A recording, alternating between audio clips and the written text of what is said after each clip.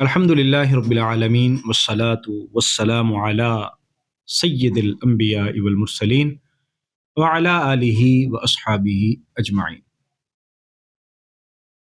خلاصہ تراویح کے 21ویں سیشن کے ساتھ آپ کی خدمت میں حاضر ہوں۔ آج کی ہماری منزل 25واں پارہ انشاءاللہ العزیز ہوگی۔ حامیم سجدہ کا آخری رکوع ہے۔ سورہ مبارکہ کے آخری رکوع کے ساتھ اس پارے کا آغاز ہو رہا ہے۔ اللہ تبارک و تعالیٰ نے قیامت کے علم کا ذکر کیا کہ اللہ تبارک و تعالیٰ اصل میں سارے علموں کا مرکز اور منبع، علوم سب اللہ تعالیٰ کی ذات ببرکات سے ہی کسی کو بھی حاصل ہو سکتے ہیں، اور قیامت کا علم بھی اللہ تبارک و تعالیٰ کے ساتھ ہی، اور ہر چیز کا علم اسی کو ہے۔ انسان کو سمجھایا گیا کہ انسان تو اپنی فطرت کو اور طبیعت کو بدل لے۔ انسان کو سمجھایا گیا کہ اے انسان تو اپنی عادت کو تبدیل کر لے، عادت بہتر کر۔ اے انسان اپنی عادت کو بدل کہ جب تم دکھ میں ہو، تکلیف میں ہو، تو اس وقت تو اللہ سے دعائیں کرتے ہو، مایوسی چھا چکی ہو تو پھر تم اس کی بارگاہ میں جاتے ہو، لیکن جب رحمتیں برستی ہیں اور جب حالات بہتر ہو جاتے ہیں تو پھر تم اپنی من مانیوں میں لگ جاتے ہو اور پھر کہتے ہو کہ کون سی قیامت، کون سا خدا، کون سی قیامت، کب قیامت قائم ہوگی؟ ہمارا تو نہیں خیال قیامت قائم ہوگی۔ فرمایا یہ کوئی طریقہ کار درست نہیں ہے، تمہیں اپنی اس عادت کو ترک کرنا ہوگا۔ سورہ شورا، اللہ تبارک و تعالیٰ نے ابتدا میں اپنی وحی کا ذکر فرمایا۔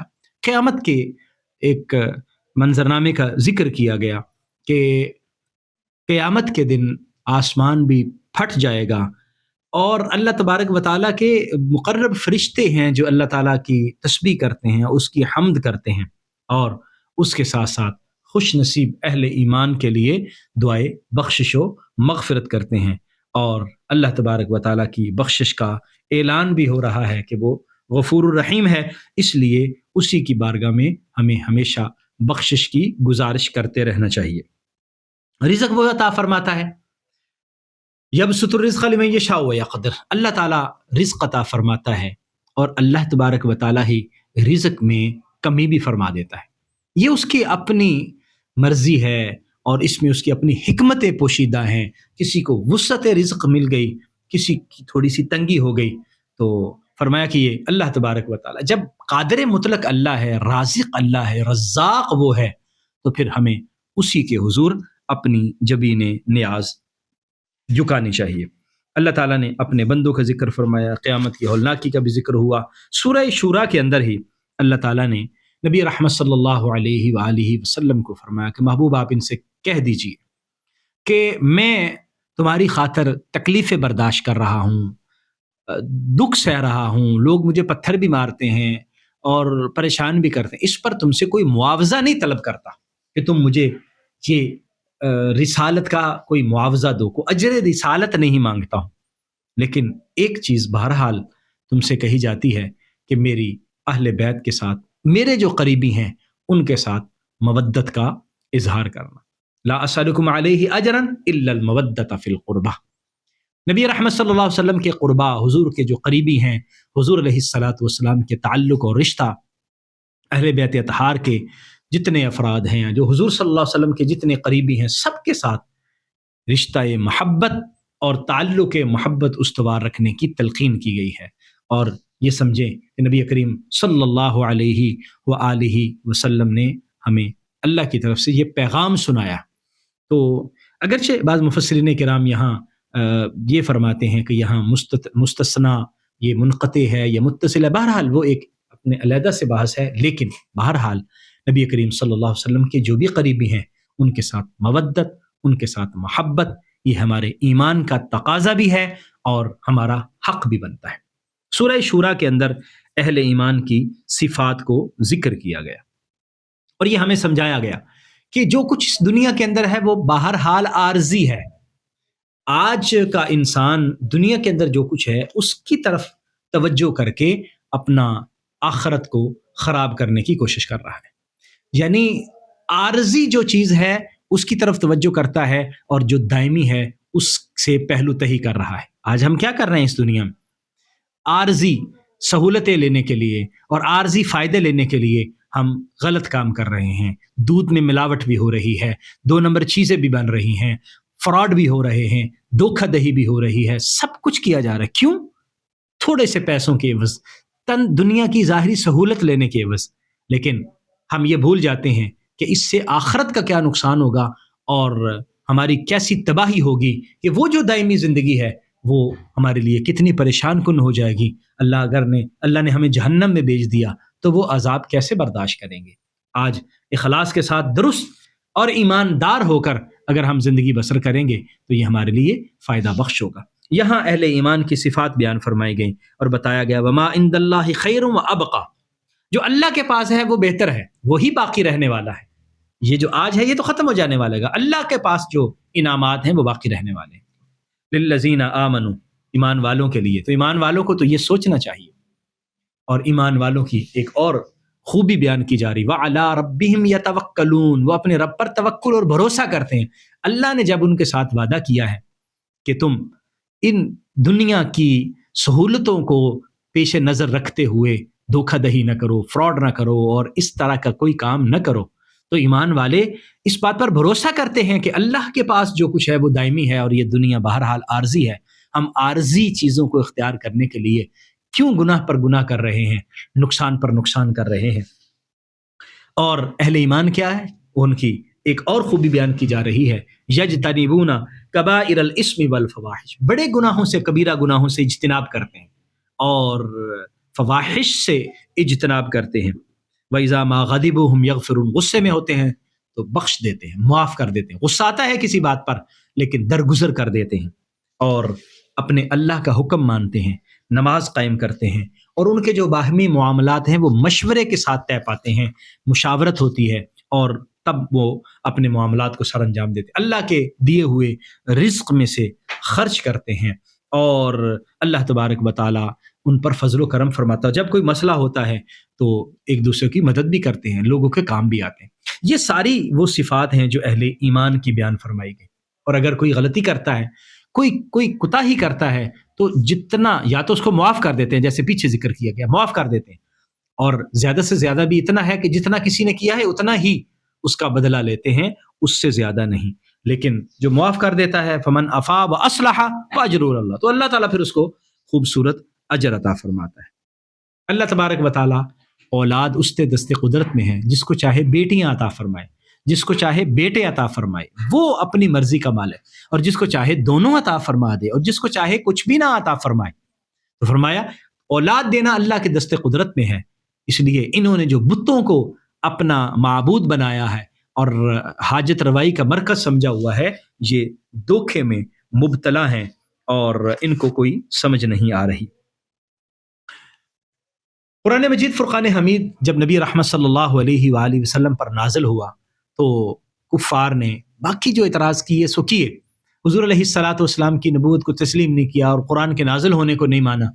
اور وہ پھر یہ ایک بات کہتے ہیں جس کو قرآن نے یہاں ذکر کیا ہے سورہ زخرف کے اندر، کہ انہوں نے یہ اعتراض کیا کہ قرآن نے نازل ہی ہونا تھا، اللہ تعالیٰ کی طرف سے وہی نازل ہی ہونی تھی، تو اس کے لیے یہ عبداللہ کا یتیم ہی موجود تھا، اسی گھر میں وہی نازل ہونی تھی.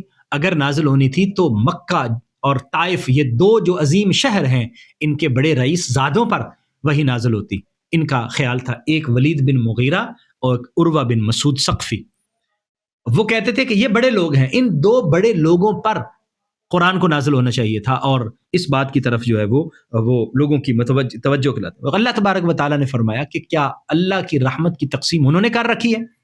اللہ کی تقسیم تو اللہ کے ہاتھ میں ہے، وہ جس کو چاہے تقسیم، وہ اپنی رحمت عطا فرمائے اور تقسیم فرمائے، وہ اس کے ہاتھ میں ہے. اللہ تبارک و تعالیٰ نے بس زندگی گزارنے کی چیزیں لوگوں کو عطا فرمائی، اپنے زندگی کے گزارنے کے ایام ان کو سکھائے کہ وہ کیسے گزاریں. لیکن انہوں نے تو لوگوں کو مذاق بنایا اور طرح طرح کی جو ہے وہ استہزاء کرتے ہیں. اللہ تبارک و تعالیٰ کو یہ چیز پسند نہیں.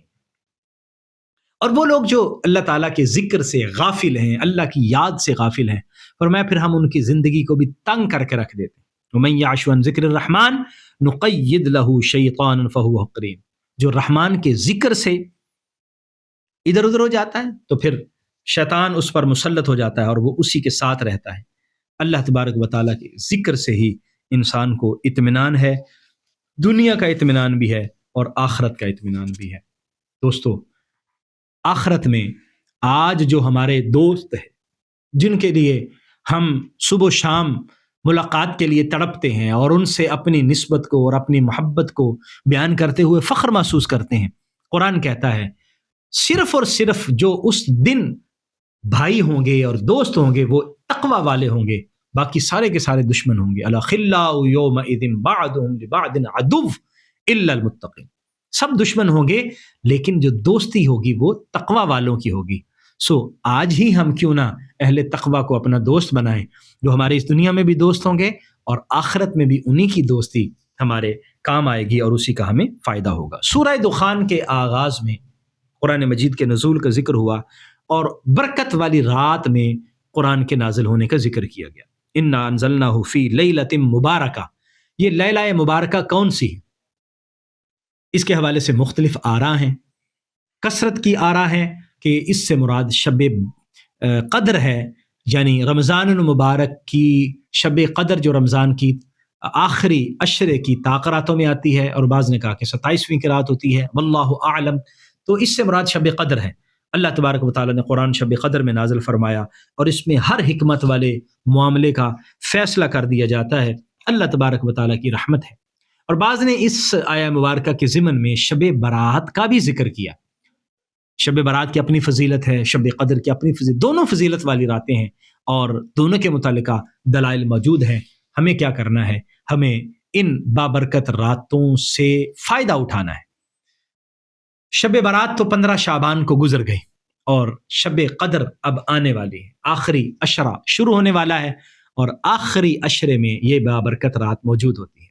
تو ہم ابھی سے تہیہ کر لیں کہ خاص طور پر آخری عشرے کی طاق راتیں ہم اللہ کی عبادت میں مصروف رہنے کی کوشش کریں گے جس قدر ممکن ہو سکا، تاکہ ہم اس رات کی زیادہ سے زیادہ برکتیں سمیٹ سکیں اور اللہ تعالیٰ کے انوار و تجلیات اور رحمتوں کو اپنے سینے سے لگا سکیں اور اپنی خالی جھولیوں کو بھر سکیں۔ اور قیامت کا حال بیان کرتے ہوئے دھوئیں کا ذکر کیا گیا، اور عربی میں دخان دھوئیں کو کہتے ہیں، اس وجہ سے اس صورت کا نام بھی دخان ہے کہ اس دن دھواں چھا جائے گا اور لوگوں کے اوپر چھا جائے گا اور یہ عذاب کی ایک صورتحال ہوگی۔ اہل تقوی کا سورہ دخان کے اختتام پہ اہل تقوی کا ذکر کیا گیا کہ جو اہل تقوی ہوں گے اللہ تعالیٰ ان کو بڑا معزز اور محترم مقام عطا فرمائے گا، جنتیں ان کو ملیں گی، چشمے جاری ہوں گے اور ان کو ریشم کے خوبصورت لباس، زرق برق لباس پہنائے جائیں گے، اور اللہ تبارک و تعالیٰ ان کی نیک پاکیزہ بیویاں ان کو عطا فرمائے گا اور ہر طرح کا پھل ان کو نصیب ہوگا۔ اور ایک اور بڑی نعمت یہ ہے کہ جو موت ان کو آ چکی سو آ چکی، جنت میں پھر کوئی موت نہیں ہوگی، وہاں اللہ تعالیٰ کے انعام ہی انعام ہوں گے اور اللہ تبارک و تعالیٰ ان کو جہنم سے بھی محفوظ فرما لے گا۔ فرمایا فضلا من ربک، یہ تمہارے رب کا فضل ہے، اور یقیناً ہمارے اعمال اس قابل نہیں ہے کہ اللہ تعالیٰ کی بخشش کو حاصل کر سکیں، اللہ کی رحمتوں کو سمیٹ سکیں اور جنت کے حقدار بن سکیں۔ یقیناً یہ اس کا فضل ہی ہے اور یہ اس کا رحم ہی ہے جو ہمارے شامل حال ہوتا ہے۔ اس دنیا میں بھی ہم سانسیں لے رہے ہیں، ہماری نبض چل رہی ہے اور ہمارا خون گردش میں ہے، تو یہ محض اس مالک کا فضل ہے، یہ اس کا کرم ہے، وگرنہ ہماری کوئی بساط نہیں اور ہماری کوئی طاقت نہیں۔ سورہ جاسیہ 25ویں پارے کی آخری سورہ ہے۔ اللہ تبارک و تعالیٰ نے کائنات میں جو ہم پر رحم فرمایا اس کا ذکر کیا ہے کہ میں نے تمہارے لیے یہ زمین و آسمان مسخر کر دیے ہیں اور تمہارے لیے دریا کو مسخر کر دیا، سمندر کو مسخر کر دیا، اتنے بڑے بڑے بحری جہاز تم لے کر اس میں چلتے ہو، اپنا ساز و سامان لے کر اس میں چلتے ہو۔ اللہ تعالیٰ کی یہ مہربانی اور کرم ہے۔ اب تمہیں نیک عمل کرنے چاہیے، اور یہ بھی یاد رکھو کہ جو کوئی نیک عمل کرے گا تو اس کو اپنے کو فائدہ ہوگا، اور جو نیک عمل نہیں کر سکے گا نقصان بھی اپنا کرے گا۔ نیک عمل کرنے سے اللہ کو کوئی فائدہ نہیں ہے اور ہمارے نیک عمل نہ کرنے سے اللہ کو کوئی نقصان نہیں ہے۔ یہ ہمیں بات سمجھائی جا رہی ہے۔ اور اللہ تبارک و تعالیٰ نے کائنات کی یہ نشانیاں جو بیان فرمائیں، فرمایا کہ یہ ساری کی ساری لوگوں کے لیے بصیرت افروز باتیں ہیں، اور قرآن جو ہے یہ ہدایت بھی ہے، رحمت بھی ہے، اور اللہ تبارک و تعالیٰ نے ہمارے لیے اس کو رحمت اور شفا بنا کر بھیجا ہے۔ ہمیں قرآن سے یہ سبق حاصل کرنا چاہیے۔ اور آخری 25ویں پارے کا اختتام اللہ کی حمد و ثنا سے ہو رہا ہے۔ فَلِلَّهِ الْحَمْدُ، اللہ ہی کی حمد و ثنا ہے جو آسمانوں زمین کا پروردگار ہے، سارے جہانوں کا پروردگار ہے، اور کبریائی اسی کی ہے۔ آسمانوں زمین میں بڑا وہی ہے اور کوئی بڑا نہیں ہے، وہی غالب ہے، حکمت والا ہے۔ ہم کیا ہیں، ہماری اوقات کیا ہے، ہماری حیثیت کیا ہے؟ ایک زمین کے ایک چھوٹے سے ٹکڑے پہ ایک چھوٹا سا انسان بستے ہوئے تکبر اور غرور کی اس کیفیت میں چلا جاتا ہے، اور نہ جانے اپنے آپ کو کیا سمجھتا ہے۔ فرمایا اس کو اللہ کی طاقت ملحوظ خاطر رکھنی چاہیے، اور اللہ تبارک و تعالیٰ کی کبریائی کو مد نظر رکھنا چاہیے۔ بڑا وہ ہے، کبریائی اسی کو زیبا ہے، اور تکبر اسی کو جچتا ہے۔ ہم عاجز ہیں، ہمیں عاجزی سوٹ کرتی ہے، اور ہمیں عاجز بن کر ہی رہنا چاہیے۔ اللہ کریم توفیق عطا فرمائے۔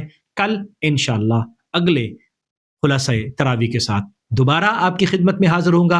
اللہ کریم ہم سب کو سمجھنے کی، عمل کی توفیق عطا فرمائیے۔ بہت شکریہ، جزاکم اللہ خیرہ۔ السلام علیکم ورحمۃ اللہ وبرکاتہ۔